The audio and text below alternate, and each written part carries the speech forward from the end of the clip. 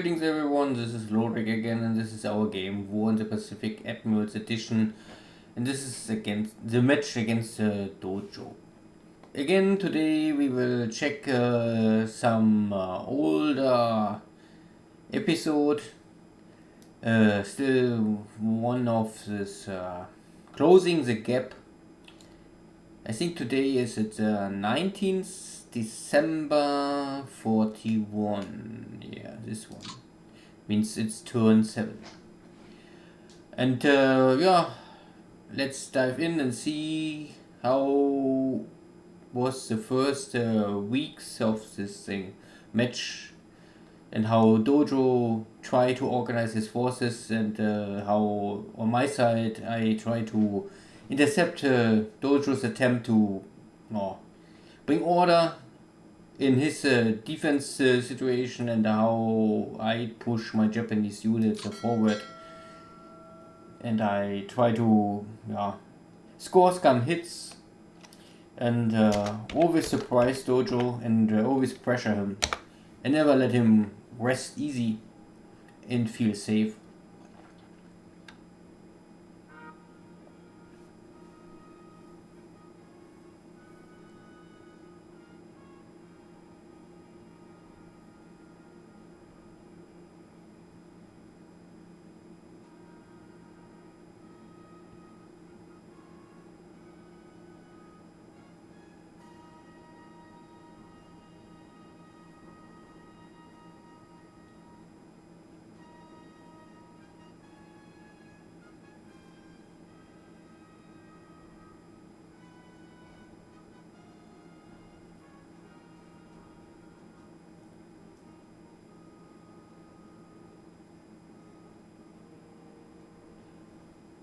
Yeah, this is our cruiser formation. Last turn already we picked up some, I think an AM. And this looks now like maybe a small cargo ship without escort. Yeah, it's a cargo ship, but I think it looks like a 5 or 6 point value ship, cargo ship. Nothing really big, nothing really important, but of course it's a kill.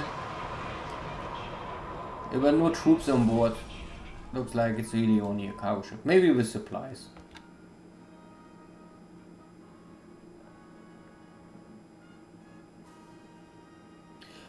Yeah, I simply only use this mini submarines to attack some different bases, but it will make no sense.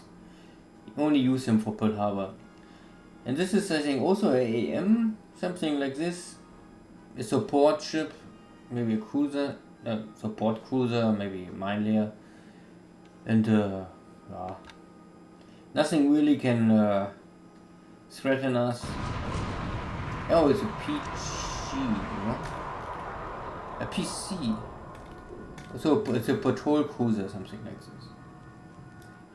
Maybe a little bigger one, but not really. It's only a support ship, not a first-class frontline ship. This is here in Kopeng, simply because there's a air base and also a navy base. I simply check all of these Dutch navy bases in range, because normally if the ally player want transport stuff around, then he will always use this kind of bases. And so early on, normally the ally players don't have any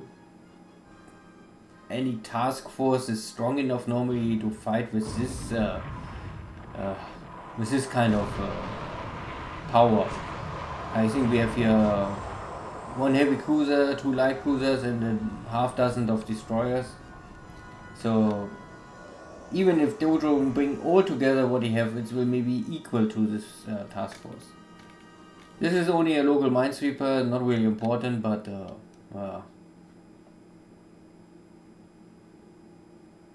we can only kill what we can find.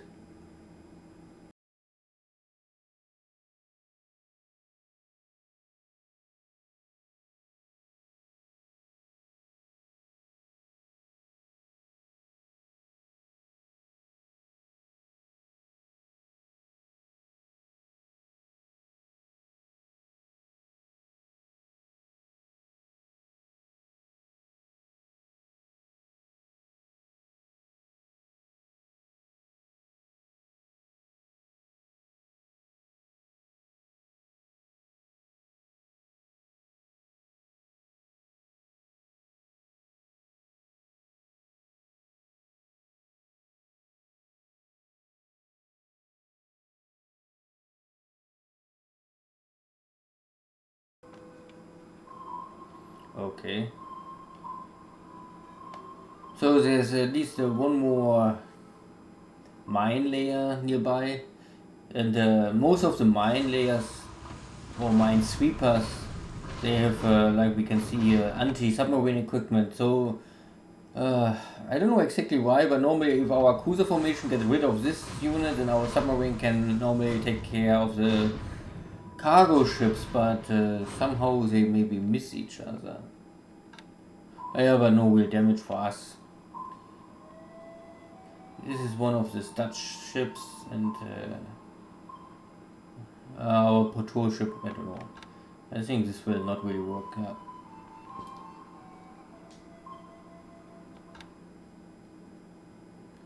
Yeah. Also the harbor of Rangoon, I would always send some maybe some submarines here, or normally some light or heavy cruiser formation. I would not go in the port of Rangoon because they are normally mines, but you can enter this hex before and maybe blockade this area. Often the allied player, they try to bring stuff here early in to defend Burma, and also Burma need normally a lot of supplies. If you want maintenance here, the defense forces, because here is no real road, so the flow of supplies over land is very limited, and there is no other real harbor here. Yeah, you can get supplies in. So if you control this area with your submarines or cruisers, then you will normally interdict some stuff at least. The question is if you can stay there for a long time. I think it's always risky to stay at the hex for really long time, simply because if there's any torpedo bomber or a dive bomber,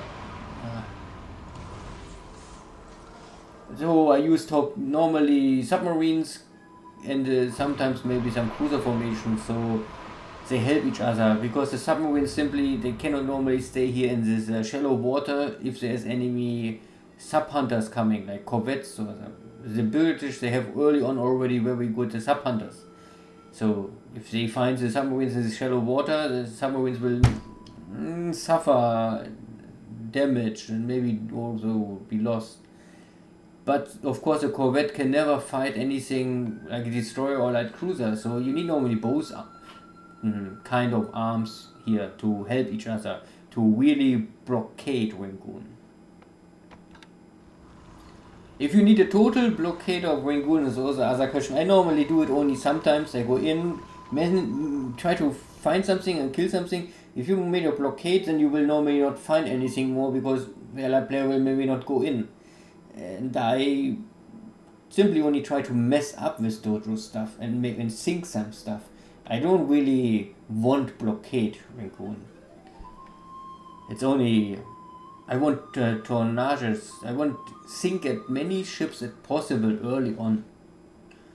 Even if I know that the allies simply get so much replacement that it's nearly impossible to really have a big impact on the shipping for the allies. But it's for the short time it will have an impact. In the long run, maybe not.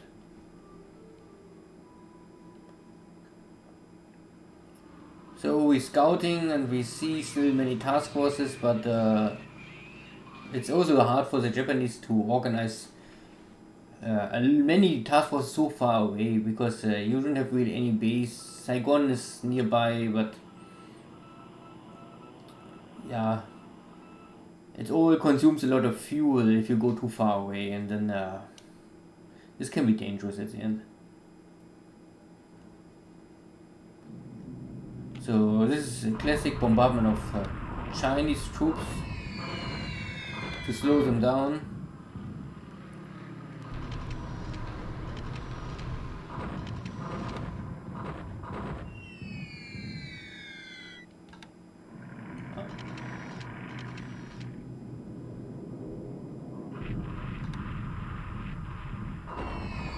And later on, I will simply switch all level bombardment to 7,000 feet, but here I still use the 8,000 feet. And if you have dive bomber, the Japanese don't have so many dive bombers, but if you use dive bombers, you won't use them to make a dive attack, you must fly between 10 and 15,000 feet. If you fly lower than this, like the same level, like the level bombers, then they will really also bomb like a level bomber.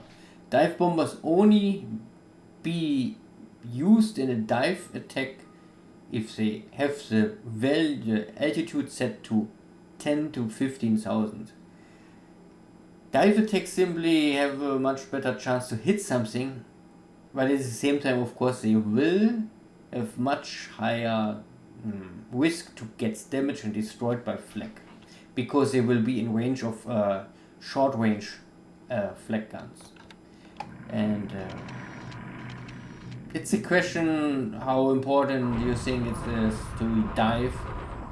For Navy, airfield and port, I would always dive, but for land attack, I still think it's so. Many people say don't dive for land attack because you really not really the damage you do will not increase so much. And even if you hit something, the unit only lose some men, and at the end this is most of time only supplies, because the units often get only disabled but not destroyed. And if I don't know if you want to lose for this kind of damage trained pilots and airframes.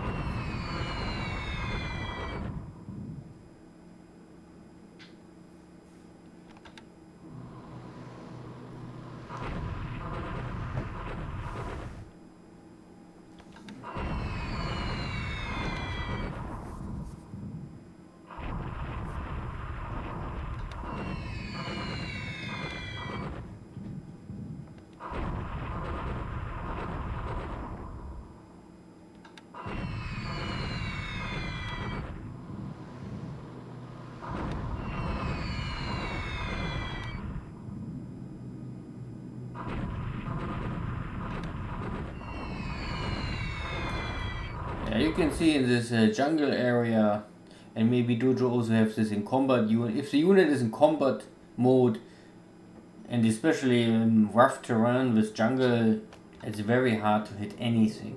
But here in open area, especially if a unit is in a move mode and not in combat mode, but this unit I think we attacked already, maybe it switched already to combat mode so the losses are less. It's always also the skills of the pilot, the weather and so many stuff. So don't expect always to hit with high damage.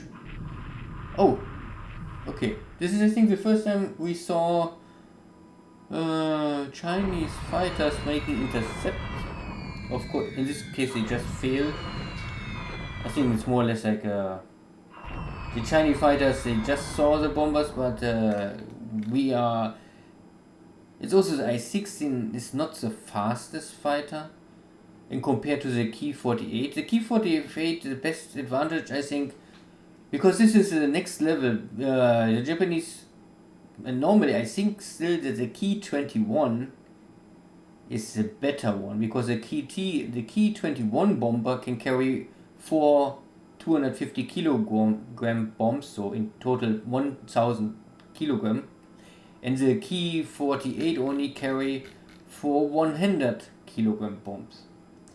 So this is not even half the bomb load what the Ki-21, and the Ki-21 is much older than the Ki-48. But the Ki-48 is, and they both have no armor, and the defense firepower is also equally, but the Ki-48 is faster. So it is easier for the Ki-48 to outrun the fighters, or make the engagement with the fighter much shorter.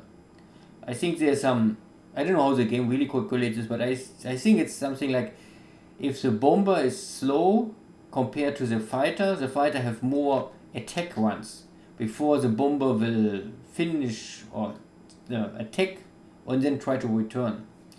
So there's, I think, a calculation, the difference between the speed of fighter and the bomber. Of course, also there must be something like how early the airstrike is detected. So if you have only 1 or 2 minutes pre-warning attack, I think it's also maybe part of the calculation. This means more or less, not that you really can, the question how early you detect the strike is hard to modify. But I simply would say the Japanese getting the radar, the first radar sets, I think, in the beginning of March. I think 1st of March, the Japanese start to produce radar sets. There are some units, often they are anti-aircraft guns, but also base forces. They have then this, I think it's a Tachi 1 radar. I think they also have the Tachi 6 radar, but the 6 is, I think, status for static units, means they cannot move, and the 1 is, I think, to move around. And you must normally find them and allow this kind of units to upgrade, because this radar is really important for the Japanese. The Allies, they have it much earlier. I think they start already with it immediately, but the Japanese, they don't have radar. And you need, at least in every airbase, everywhere they have your airplanes, means you have an airfield with airplanes, and of course then best fighters, you need this radar. Because if the Allies want to make an air attack on your base, on your airfield, and you have this radar, you have simply more reaction time. So your fighters can have a better position to intercept this strike. But of course, it's a combination. You need the radar and you need fighters. And then your fighters need skills, your pilots must have experience and all this stuff, blah blah blah. Okay, some Hudsons trying to bomb the heavy cruiser here. But I'm not really sure if Dojo ever really hit any of my warships. It's much easier to hit the cargo ships. They are much slower. They're easy picking. But all kind of warships, they running 25 or 13 knots, and so they can avoid, I think, all kind of level attack much better. So for warships, you better use dive bombers and torpedo bombers. But I mean, you can only tell your air force to make a naval attack. You cannot even tell them attack only civilian ships or only military ships. So the game don't allow this. Okay, and here is, I don't know how many days Dojo tries this with this unescorted bombers to attack Mersing. He's simply, I think, desperate try to stop the unloading. But honestly, I would say it's already far too late. If the Allied player cannot more or less stop the unloading and sink the cargo ships at the first or at the second day of the invasion of Mersing, I think it's simply already too late. If you don't make heavy mistakes with the Japanese, you can unload in 1-2 days a whole division. So, and then you take the base and you are, I took Mersing already, so the port is mine. Now, of course, if the bombers hit the cargo ships and damage the cargo ships or even sink the cargo ships, it will still hurt. But the most critical part is over. The base is mine and I secure more or less the next hex. It's only dangerous if you land your forces and the defender wins the first battle and then force you out of the battle and you must retreat into the jungle, or in worst case your army is completely destroyed. This will be a really dangerous situation.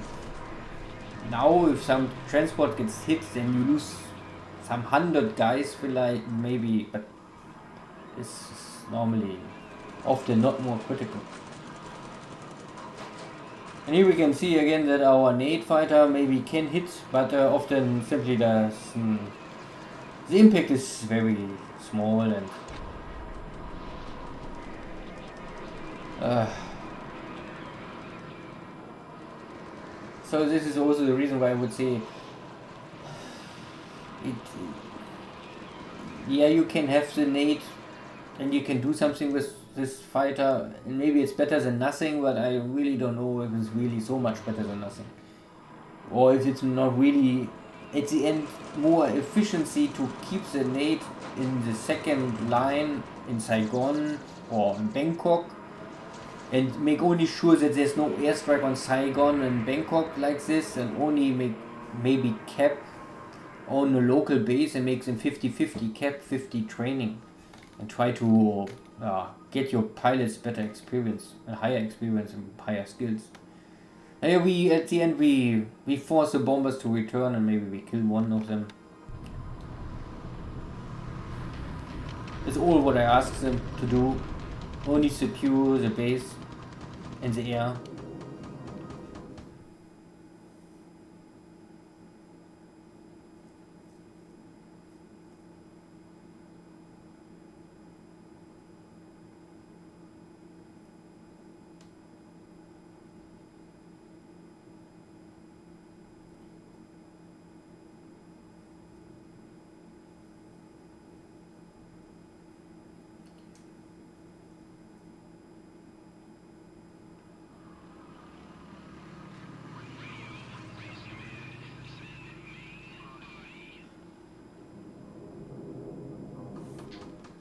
Okay, these are our bombers from Miri, the long-range bombers. Normally the main purpose is to attack shippings here around Borneo, but I think Dojo already have everything out of range. And I must limit the range of this navy attack, that I don't fly too close to Batavia. And also I think Palm Bank is, you can attack this, but also Singapore, at least you must be 1 hex or 2 hex away from Singapore. If you are attacking something really nearby in Singapore, there are too many cap fighters normally. Don't forget that the Betty and L bombers, they are really they're very good torpedo bombers. I don't say that they're bad torpedo bombers, but like all torpedo bombers, if there's any fighter, they always simply die. It doesn't matter if it's Japanese torpedo bombers or Allied torpedo bombers.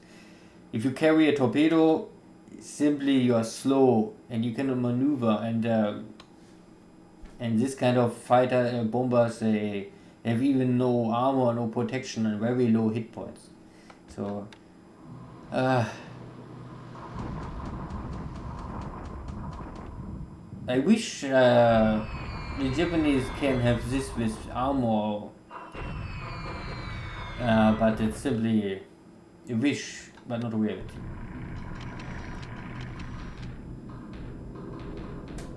And I think there will be only one kind of torpedo bomber I think the Japanese ever will produce have armor.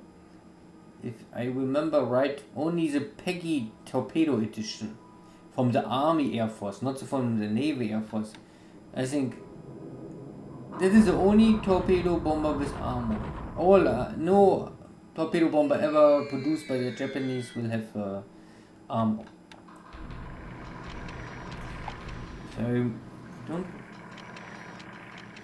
don't know more. Yeah, maybe I can check later again. I think the Peggy Torpedo Edition have armor, that's for sure. But this is, I think, Army Air Force. Anyway, I mean, also armor will not mean that the torpedo bomber is then fine. I mean, if the enemy fighter have 20mm gun or something like this, it's normally also doesn't matter more if you have armor. The Zero can often really destroy this kind of all allied aircraft also with armor. Okay, here we have now a early engagement now. Our carriers here operating south of Rabaul, and we try to make a torpedo attack on this small port Moresby task force. And we can see that this cargo ship has fuel, because the cargo is fuel. So I always think that this means that this kind of cargo ships and Dojo load with fuel and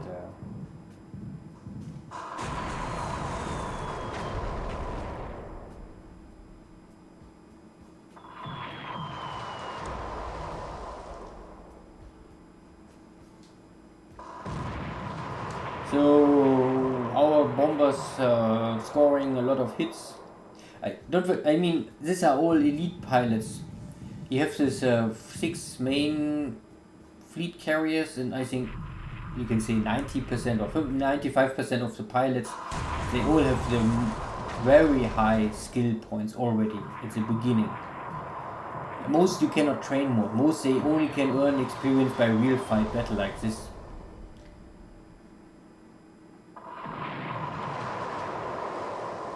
So there's a troop transport ship. So maybe Dojo try to bring something in or try to take something out. I think this is the AM. Our submarine before had some engagement, but our torpedo bomber also missed.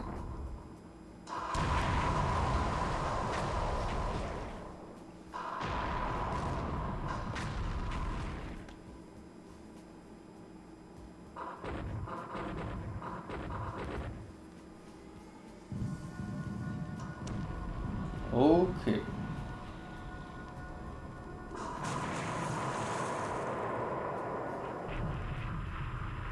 Oh, there's an AMC.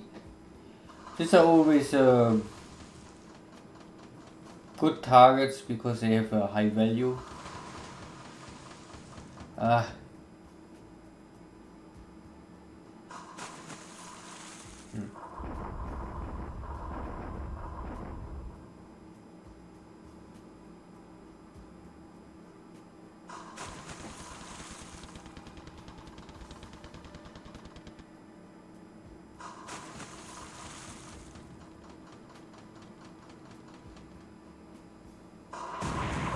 Okay. Of course, the AM is now one of the, for me, a very low priority target. I would always go for heavy cargo ships, troop transport ships. Even destroyers, I think, are not really important to hit. It's really for the Japanese more important to cripple the enemy economy and the supply lines as strong and as strong as possible. The allies can replace everything, but it needs time. And if the ally player can reinforce his bases early on without interfering, then of course the Japanese have very early on, or maybe in April, a hard time to catch the bases. And if you maybe now I try simply to mess up with Dojo's plan, what he tried to reinforce, where he sends his forces. And if I use now my carrier and he run here around, then normally for him it's very hard to bring anything up here, because it's not possible for the allies to bring here in the first 1 or 2 months really too much to fight with the Japanese. Or maybe the allies bring all 3 main fleet carriers here. This is of course a super aggressive tactic. I mean, if they bring the Lexington, the Saratoga and the Enterprise, it's not impossible for the ally player. Of course, he can operate them out of Sydney, but it's risky. If the ally lose all 3 main carriers or they are heavy damage, that can be a blow. So we come here with 84 torpedo bombers, and you can see we really cripple this task forces from Dojo. 1 destroyer, light cargo. I mean, the light cargos are really not important. Important is here the AP sunk, the mine sweepers I think also not important. Small cargo ship. AMC gives value and can also transport a lot of troops. Here, so we're missing only this second troop transport. This is normally, all these light cargo ships are not important, but the troop transport ship I would normally try, would like to be rid of. And you can see that the torpedo bombers, they always go automatically to 200 feet. You don't must set them to 200 feet. the airplane simply will go for torpedo altitude if we can get a torpedo, and if the carrier have no torpedo, then he will go for normal level attack. But I think in this case it was a 100% torpedo attack. So because all the carrier still have enough torpedoes. So, but if you keep your task forces running on the open sea, you will run out of torpedoes, and then you must go back to your base and rearm, or you only can use bombs. And the bombs is simply much harder to get a hit on the ship.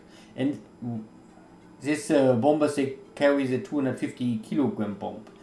They will be, they can make damage, but it's simply compared to a torpedo much less. You need often 2 or 3 bomb hits to sink a ship, but often only 1 torpedo to cripple, and often also destroy a ship.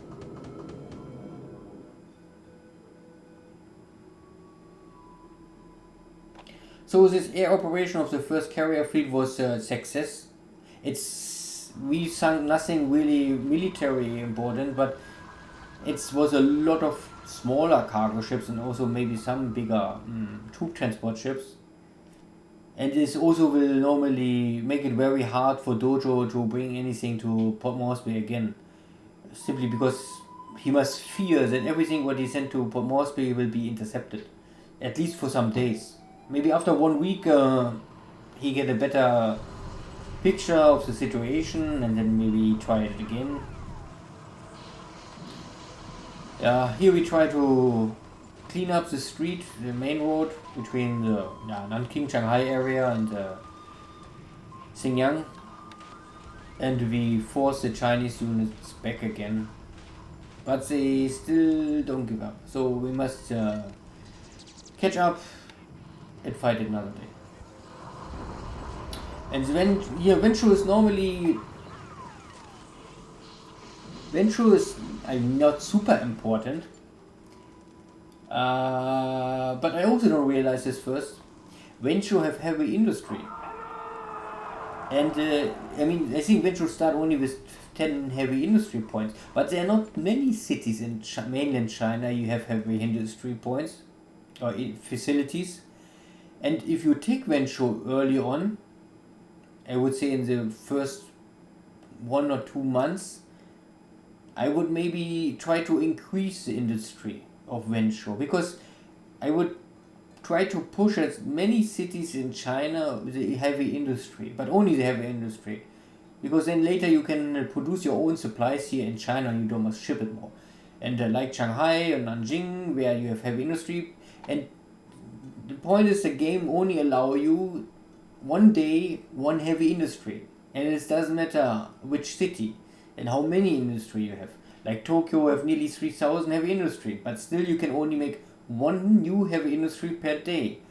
Wenzhou have only 10 heavy industry, but you also make 1 heavy industry per day. So it's better to have in many cities increasing the heavy industry, not only 1 or 2 cities, but then a lot. Like I said before, you better try to produce maybe in the first 100 days everywhere where you can get heavy industry, and after I would say after 150 days don't go more for heavy industry more, because then it's too late often. You will not get any benefit more from this. Here we take the base again. There are no defender, so we can take the base without resistance, and means now the line is completely cut here. So all British forces are now trapped. And this time we take over the Zambas. I think last time we failed, but I think this British forces, they simply don't have much fighting spirit left. So we lost nothing, only some disabled units, and the Allies, they have mostly only destroyed, because I think most are already disabled and now they falling apart, and they running here now in this jungle, and okay, we still must get rid of them, so I must try to find them, kill them, and then take also the last base here.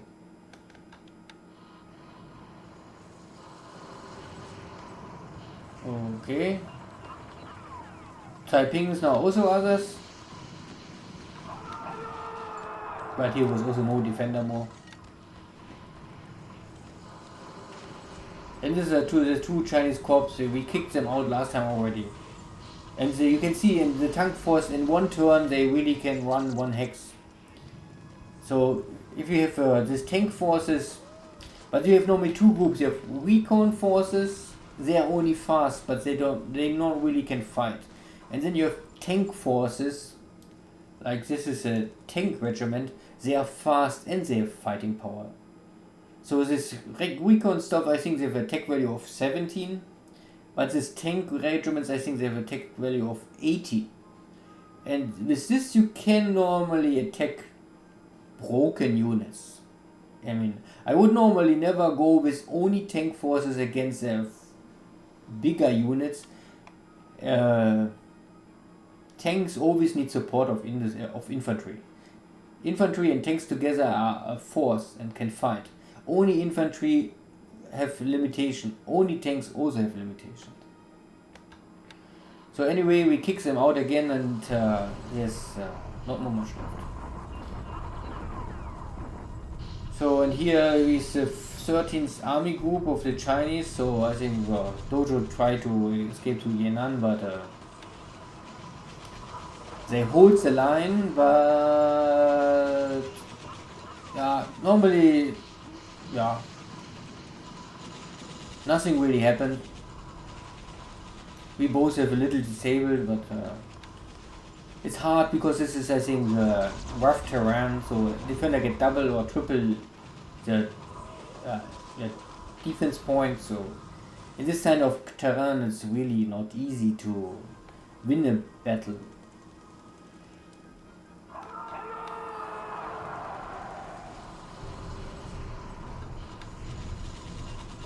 I think there's a British base force. They don't have really attack value, so we don't really suffer anything, and we blow up the fort. So maybe the next day we can take the base.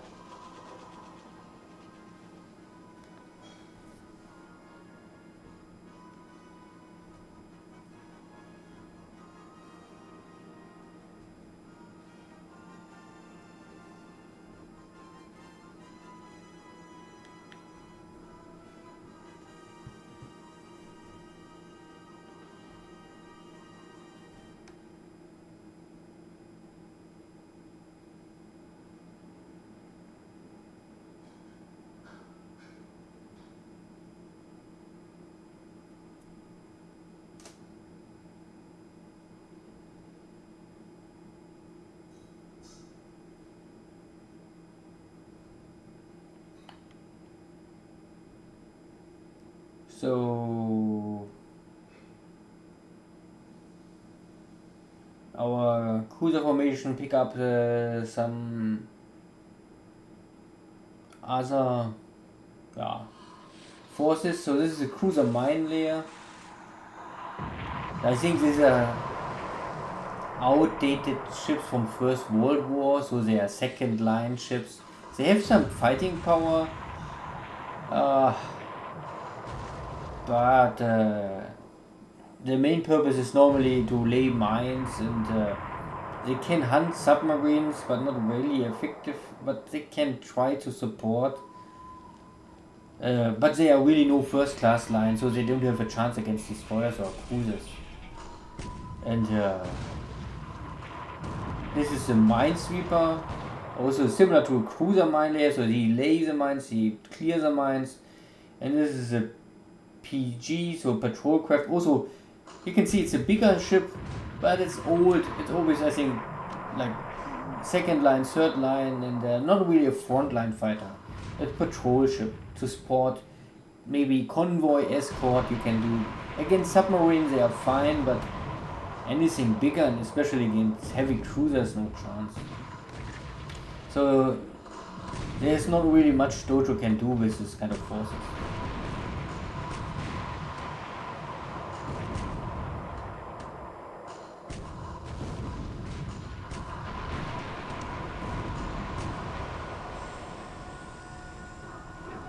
So we can see our heavy cruiser get one shell hit and is a little on fire, but I think this is often only really a little fire, not really much damage, and we sunk all 3 ships.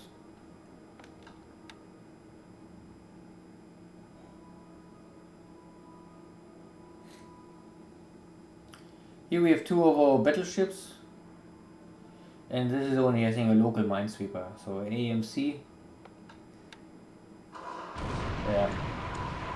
Normally here, every port where you will normally bring in cargo and ship like minerals, resources, supply, crude oil or fuel, every port need normally this local minesweeper, because it makes sure that no enemy submarine come and lay mines in your hex, or if the submarine will make mines, and your local minesweeper normally get rid in 1 turn out of these mines, because you will not like it if you have mines in your port and then your cargo ships run in these mines, and a mine is similar powerful like a torpedo.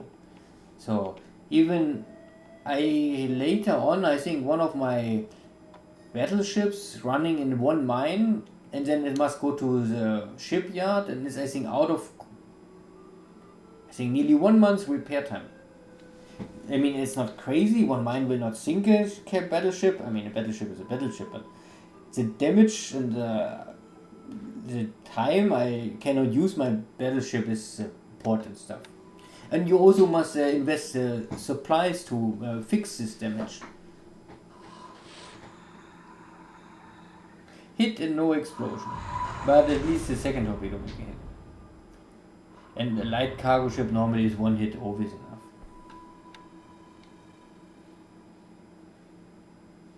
And if it's not sinks immediately, then maybe it sinks after 1 or 2 days. Okay, something just sunk. Again, our battleships and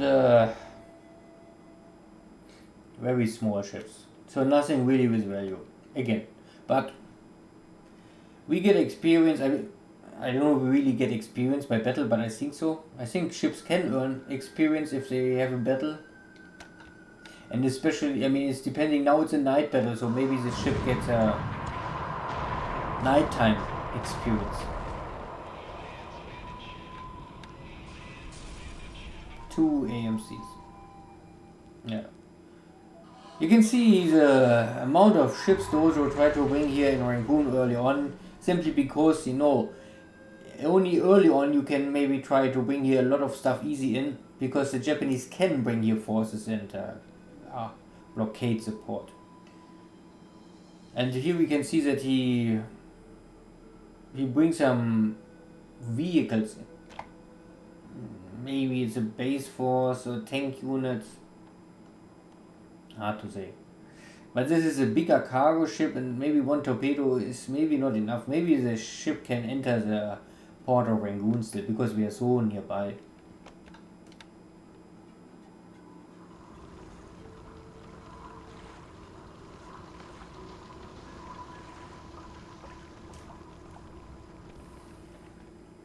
Don't forget that Dojo recorded and uploaded all of these turns already. So if you want to see what really happened on Dojo's side, you best check his channel. And he will explain, I think, how he handles these situations, and how, if he thinks it is critical or if it's totally normal and part of the game. Because I really think that the Allies simply will lose a lot of ships early on. Because there's no way that they really can protect all these shippings, if the Japanese player is really pushing for the kill. You only must make sure that you don't run a trap or run out of fuel. Because I think in the game from XCRG against Deadman, I think he used his second carrier fleet somewhere in the Indian Ocean, and somehow, I don't know why, he lost, I think, 3 or 4 carriers there very early on. So don't try to be too risky. I mean, you must try to strike, yeah, but don't go yeah, I mean, calculates the risk. Here's again an AMC. One shot, one kill, like this, yeah. Well, we get 3 hits, so I don't know if you really get more experience with more hits, or if it doesn't matter, if you must be part of the task force to get experience, or if you must hit something active to get experience points. Who knows? This is, I think, simply pilots you can train, they get points, okay. Ships you cannot train, so it doesn't matter at the end. There's no way to really train Navy units. If you have engagement and the ships get experience and nice, but you cannot really train this. It's every battle is a battle for life and death. So in other games like PTO2, much older, I think 10 years older than this game, but they had the option. And I also think it normally makes sense that you have the option to train your Navy crews. Because I don't know, but again, this game is simply broken in 2 parts. The Air War is one development team, and the Navy and land base is the other team. And so they have 2 different, I think,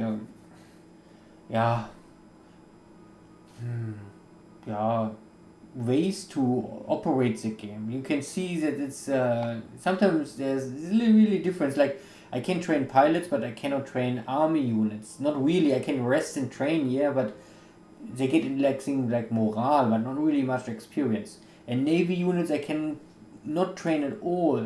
So this is a little strange. It gives limitation to the game.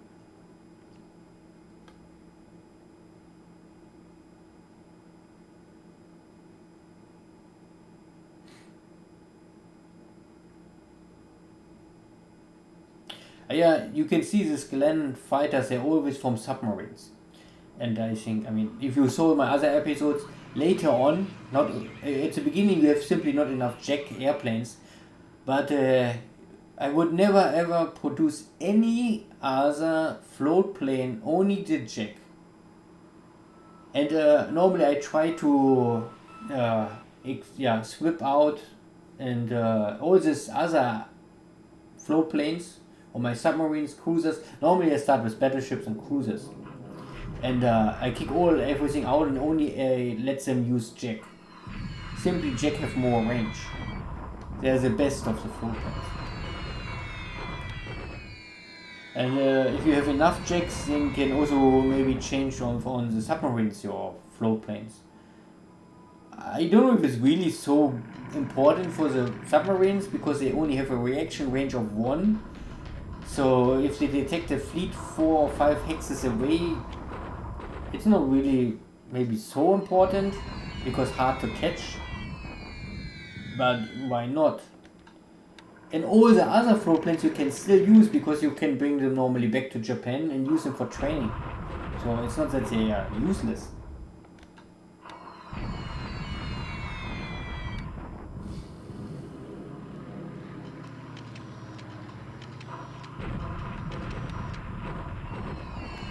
And here we can only see again, this is a long range attack. Here you can see this is a Key 21.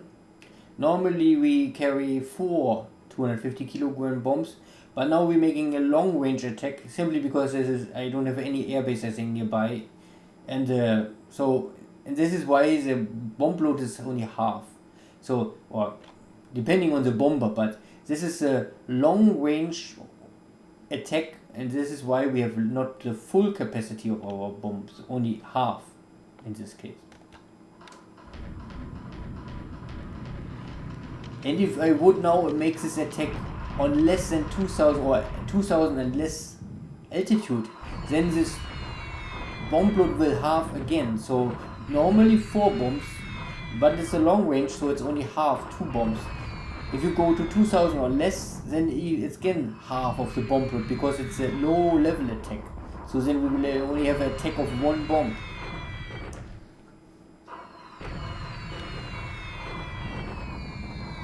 And if you go for 100 feet altitude, you then make this 1 bomb attack plus strafing. Means the forward guns of the airplane will also try to damage the whatever unit you attack. It's a ship, it's a air base or port or land unit. But like I said, I think this makes no sense if you don't have really heavy guns or cannons. Okay, now this is a Ki-21, and we have here some Russian airplanes. At least the I-15 is a Russian airplane. The Hawk, I think, is maybe American fighter.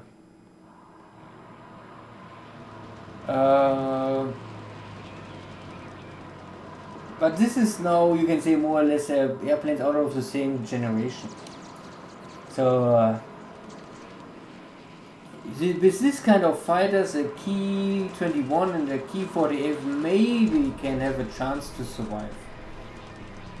But later on, if you see anything else like a P-40, P-49 or something, this kind of fighters will come, make a hit and make a kill, and then come back and make a hit, make a kill.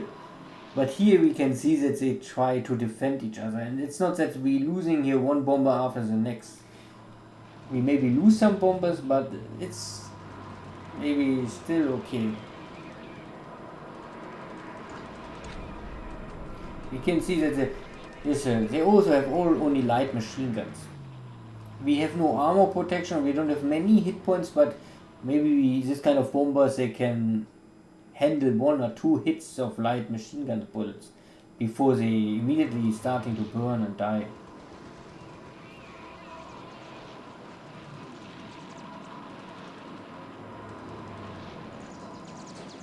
And also keep in mind that I think, our bombers are also not so great, the bomber pilots, they are just so.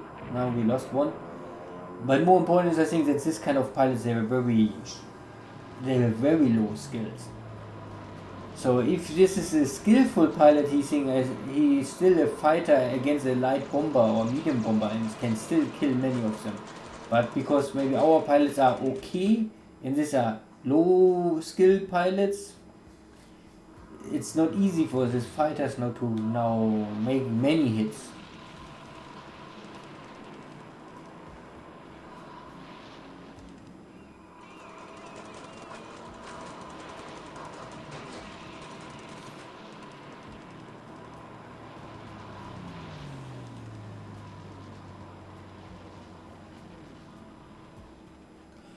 So our bomber was already able to force the enemy fighter to return.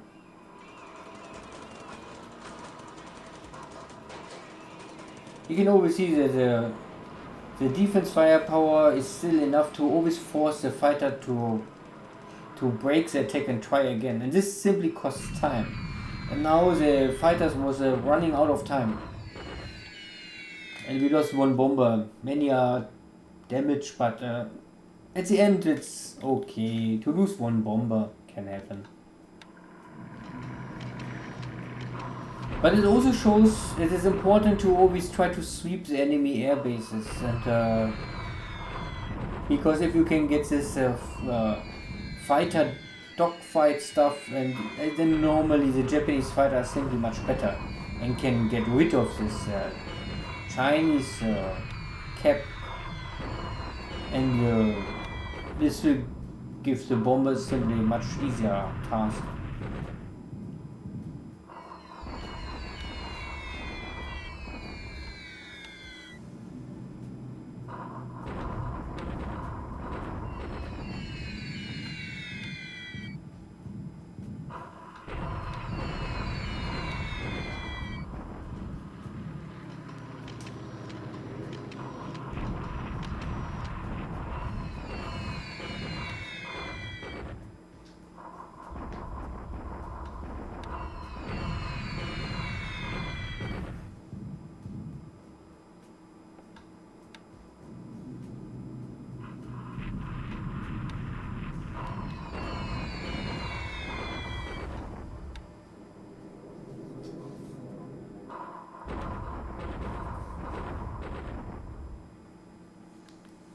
Okay, the I-16 tried to intercept, but this is a Ki-48, so they are faster, and then they're too slow. This is also why often this is the idea of this fast bomber, like the Mosquito or the Ju-88 normally, that you don't need armor and you don't need much guns, but because the main purpose of a bomber is normally to bomb something, not to have engagement with enemy fighters, because this is always only the worst situation. You don't want this. So speed is often, maybe for a bomber, one of the best protection.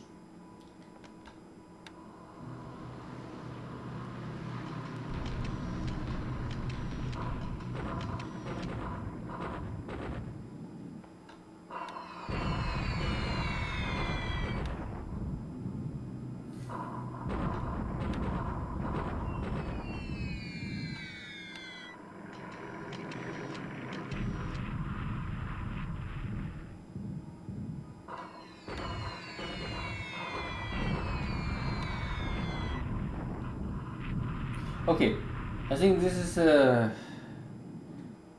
similar situation, but luckily we have now some escort fighter. And I think the fighter pilots compared to the bomber pilots of the Japanese army have better skills. They are also not perfectly, but they are better.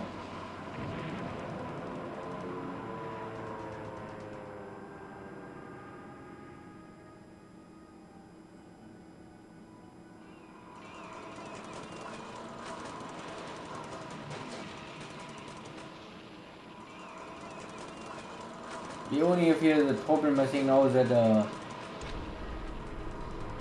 I think the Chinese fighters bypass more or less escort fighters already.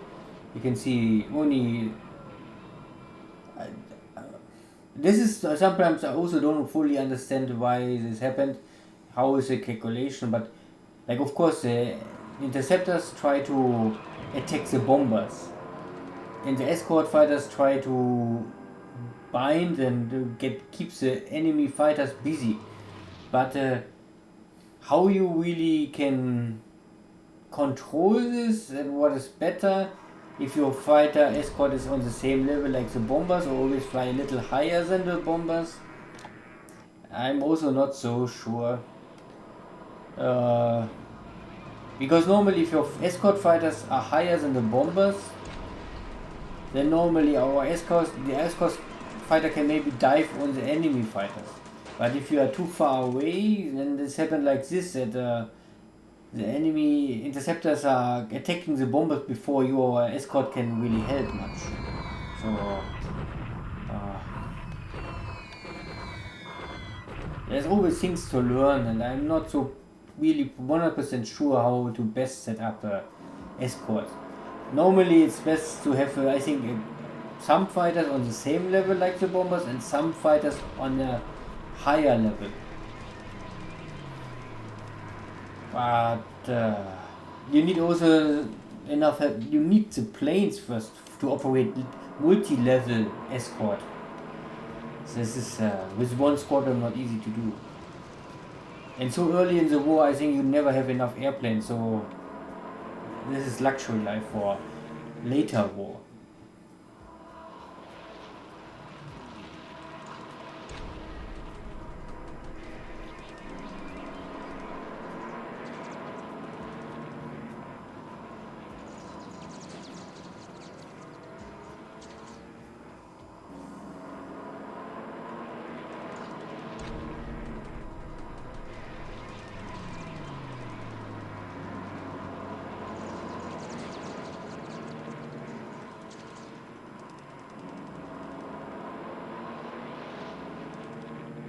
Yeah.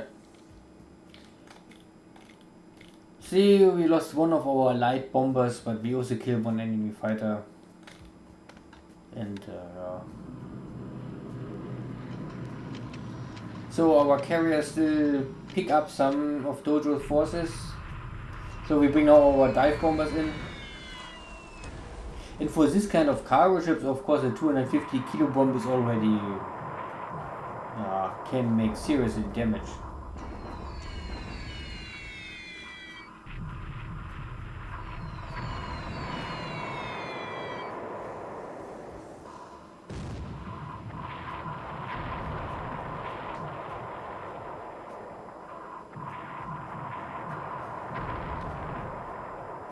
So out of 3 cargo ships, and this looks like bigger cargo ships, not the small, we damaged 2.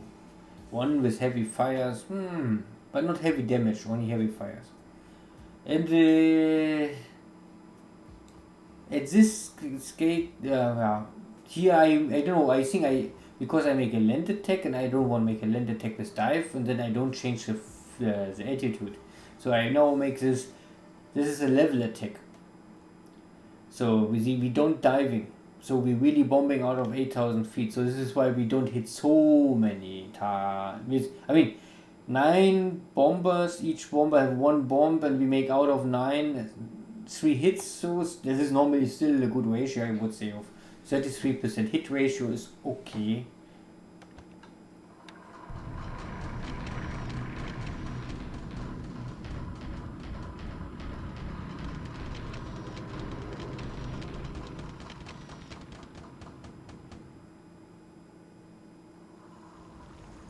So afternoon air attack.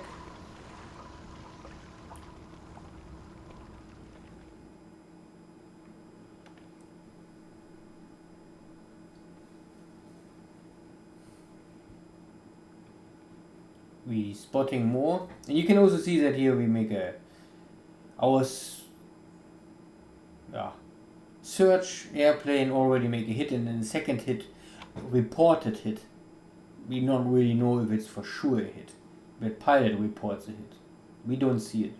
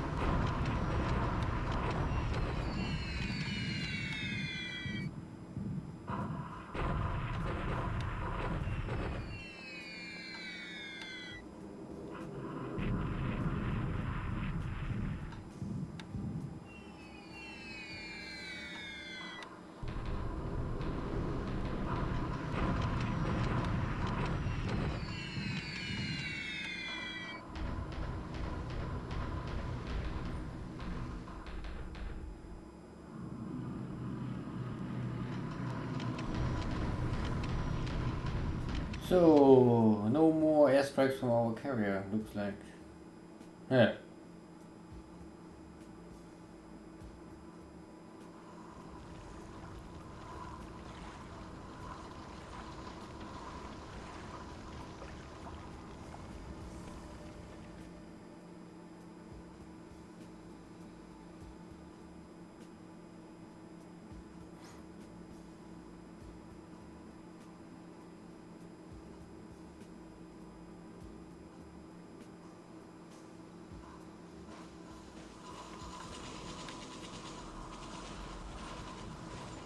Now we take Jesselton, but that's really important because all of the spaces doesn't matter. So, like I said before, Miri, Tarakan, and maybe Brunei you can say is important. The rest is really, you have it or you don't have it.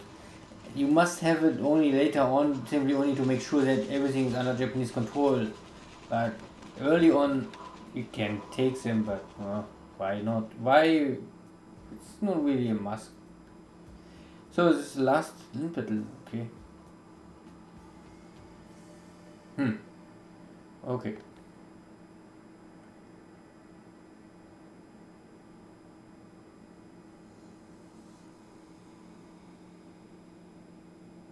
So means we arrive already December 21st, 1941.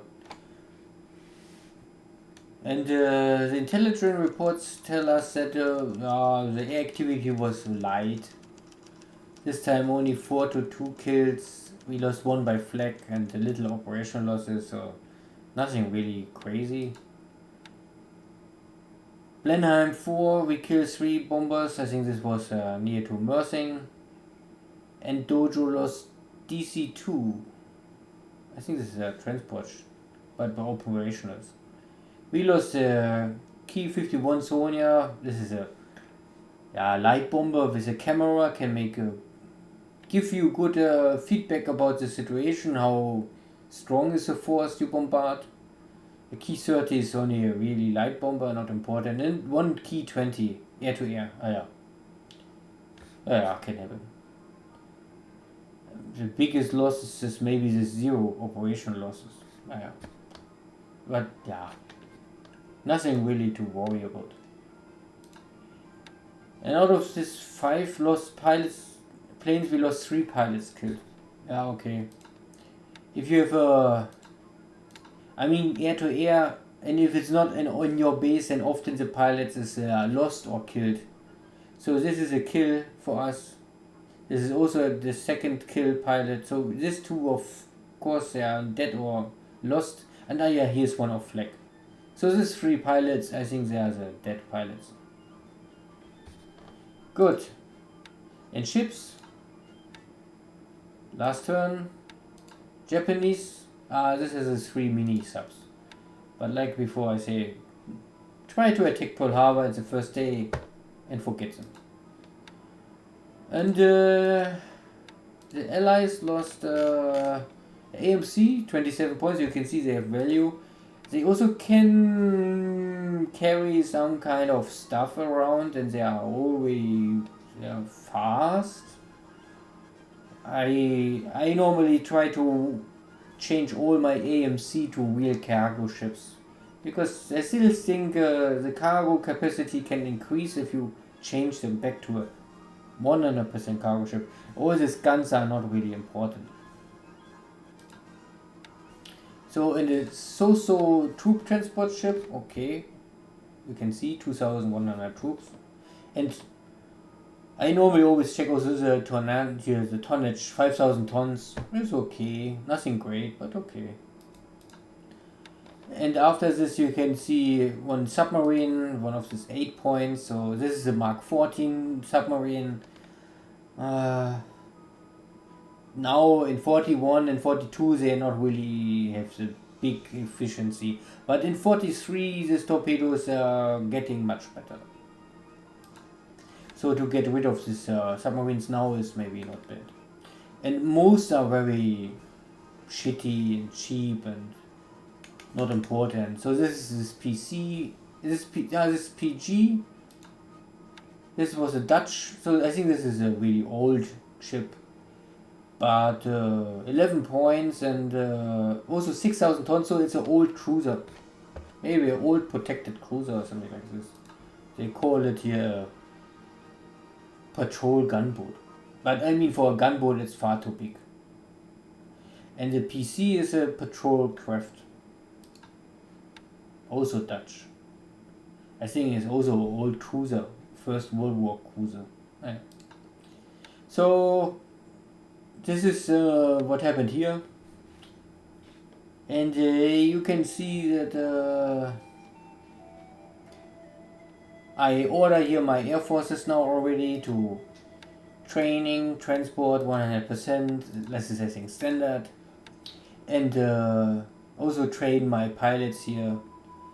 But you can see there's no pool. This Key 27, you don't have really much aircraft in pool. So I try to change the squadrons. So I kick out the Key 27 as the frontline units and give them Oscars, and then these units will go back to pool, and after I receive them in the pool after 2-3 days, then I can give this pilots or this airframes back to my training units. Because this unit is hard locked, you can see it is white. So this unit must stay in Manchukuo all the war. Oops. And here is also, I think, this is also hard locked. You cannot get them out. And this one too. So I think later you get some more. They're also hard locked, so they're 100% training units. But why not? Training units are also not bad. And I think here's now the Mongolian army. You know, I think we will try to catch these 2 units and get rid of them. And at the same time we had here battles. These are also Mongolian units. But this Mongolian unit try to make sure that this railway is running and then get rid of this unit so that the street is free. And the headquarters try to catch up these 2 Chinese units so later then on that we can go direction Mongolia.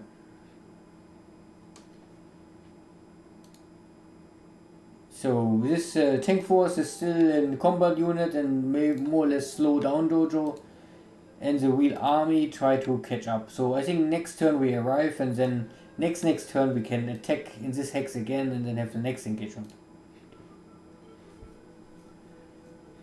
And you can see here that I move the units from Shanghai, Nanking, what I can get, direction Nanyang, and I also from this direction I try to organize all units and move here up, so that at the end I can bring here the maximum task or attack value to Nanyang to take here Nanyang, and at the same time out of Manchukuo and Beijing area I try to organize the maximum power to come here from the east to Xi'an.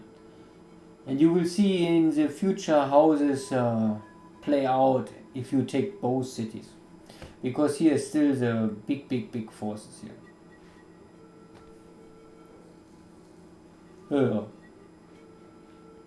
But at the end it's very slow in China.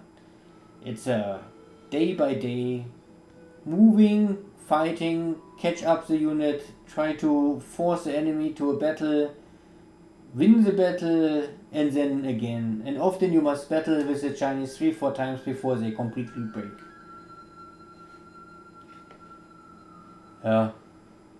Important here in Manila is of course speed. Normally the most risky option, but also can be a very successful operation, is what you do here is taking Mersing and try to block, because here's a highway. So if you land and take Mersing, you can go in more or less 1 turn, or maximum 2 days, cross the river or cross the from one ocean side to the next, and then you block Singapore from the rest. So in all these forces, I don't know how many they are, but maybe 30,000 British, Malayan, Indian forces are now trapped here in north and cannot help Singapore. So we have here 40,000, 50,000, maybe let's say 60,000 are here and 30 or 40,000 are here. And this is of course for later for the battle in Singapore. A more easy task for the forces of Japan. But of course the other option is that you don't use this kind of here the 25th Army. The original task is normally take the 25th Army, take the Thai forces, and then go Rangoon. It's the other option. And for sure we don't catch all the units here. But I think this is impossible. I mean, we also running here a little low on fuel now. This heavy cruiser already get we had a 28 centimeter gun. Or maybe from a harbor, I don't know where we can get a 28 centimeter gun hit. But somehow this cruiser gets a hit and get some flotation damage. So you can see the speed is down to 26 from originally I think 31. This is a Mikyo cruiser. We have only one heavy cruiser. Anyway, but most important is I running a little low on fuel and I don't want to operate here more in this area with so little fuel. You can push for more and try to intercept more stuff. But I think I will use maybe the battle fleet, because the battleships have much more range. The destroyers, they don't have the range. These are very light destroyers. They are normally torpedo boats, but they call it destroyers, but I think they are normally torpedo boats. They don't have range. But if you have, of course, battleships, they have much more fuel capacity, so you can also use this kind of short-range destroyers to support this. And then the battleships more or less will refuel the destroyers. Of course, this costs action points. So if a battleship must refuel the destroyers, you will not move more 4 hexes per phase. You maybe must, I don't know, the game calculates this. To refuel a fleet will cost action points or ops points, and then you have less time to cruise around. So it means your radius you can operate at that day you refuel, the task force will be reduced. Anyway, it's everyone can normally try to use his task forces in his best ability and believing how he tried to intercept the ally forces, but I would simply say it's important to mess up with them. Don't give them time to reorganize. Here's our carrier fleet. It was not super crazy important. I mean, we sunk some stuff. You can see the amount of task forces here everywhere, but many of them, I think, only you can see how only one ship maybe here, 2-3 ships here. Not really big task forces, but many. And I think this this heavy cruiser formation also running a little low on fuel, only 23% left. So there are many task forces you can get killed, but if you don't have fuel, then there's no way to really get rid of them. But we have still here a battleship supporting the carrier, so maybe they can help here to mess up more. Good. I think this is okay first.